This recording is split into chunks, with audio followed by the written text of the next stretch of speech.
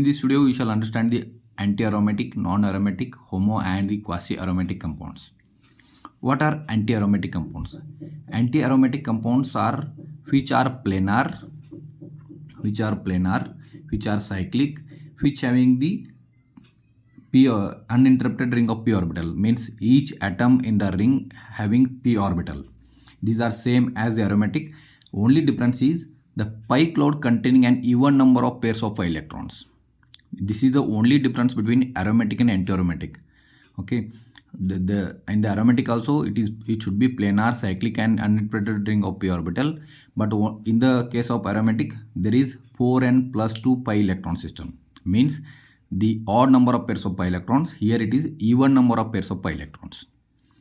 4n pi means put the 1 in the place of n, you are going to get 4 pi electrons, and when you put 2 in the place of n, you are going to get 8 pi, 12 pi, like that. When the system is having 4 pi electrons, 8 pi electrons or 12 pi electrons, these are we called as anti-aromatic. Let's see the example. This compound is planar, cyclic, and each carbon is sp2, hence each atom is having free p orbital. But the difference is here it is 4 pi electrons. This is having 4 pi electrons. This belongs to the 4n pi, not 4n plus 2 pi.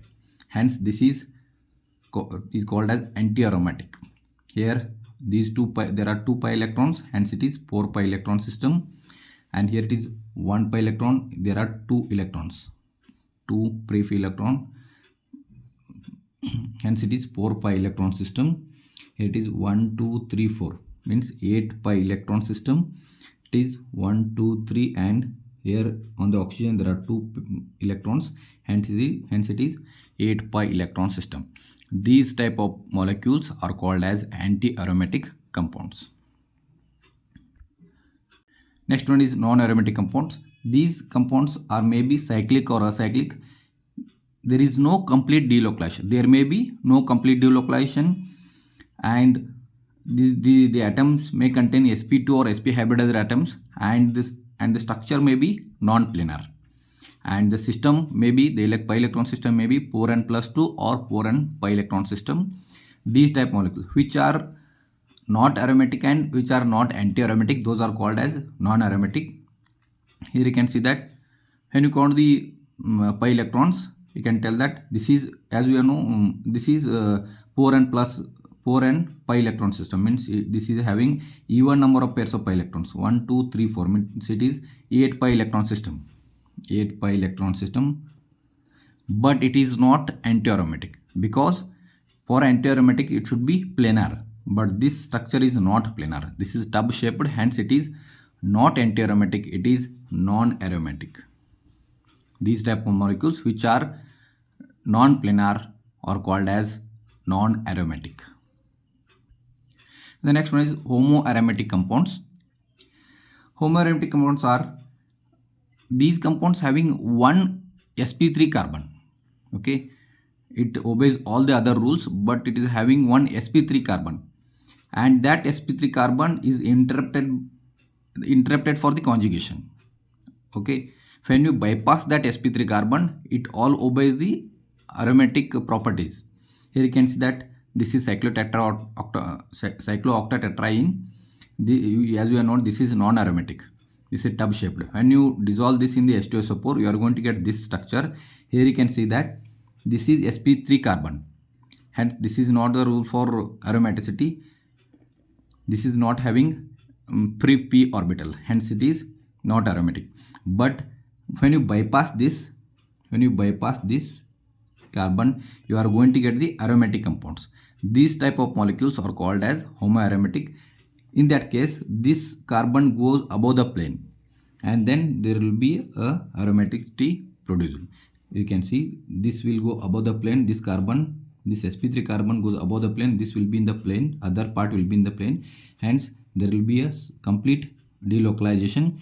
Hence, these type of molecules are called as homo-aromatic. Means these are the one sp3 carbon is there, and when you bypass that sp3, you are going to get the aromaticity, and the conjugation is interrupted by that sp3 carbon. And the other example is cyclobutynyl cation. Here also you can see that this is sp3 carbon. When you bypass this, then it will go above the plane, and this will be the aromatic compounds. This type of molecules, this type of aromatic compounds are called as homo-aromatic compounds. Next one is quasi-aromatic compounds.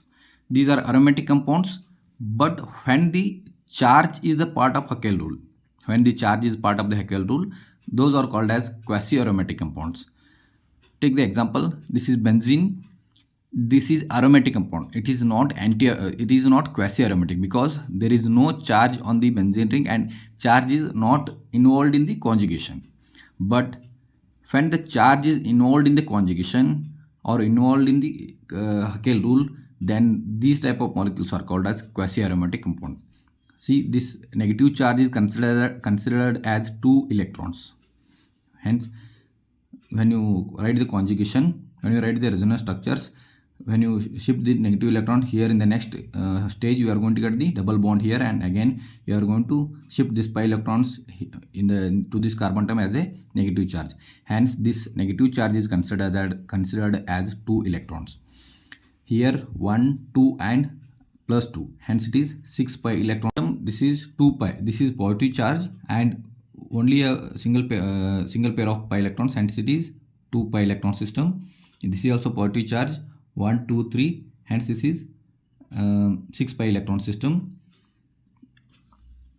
Next example is here cyclopropanone. This is the dipole moment when the electron shifts here. This is not aromatic, but when there is a dipole moment, so the electron shift to oxygen. Hence, there is a positive charge is generated on this carbon atom. Now, this gets all the properties of aromatic compounds. So, this type of molecules are called as quasi-aromatic compounds. When the charge is the part of Haeckel rule, these type of molecules are called as quasi-aromatic compounds. And when you compare these two molecules, this molecule having more dipole moment. This carbon oxygen, when you compare to this one, this is having more dipole moment because this will shift to oxygen. Hence, it is going to get the positive charge, and this will possess the aromatic properties. Hence, this is more stable. Hence, this CO bond is having higher dipole moment than this molecule because it is going to attain the aromaticity. Hence, the dipole moment is high here than this, so that this will be stable aromatic compound. This will be stable aromatic compound.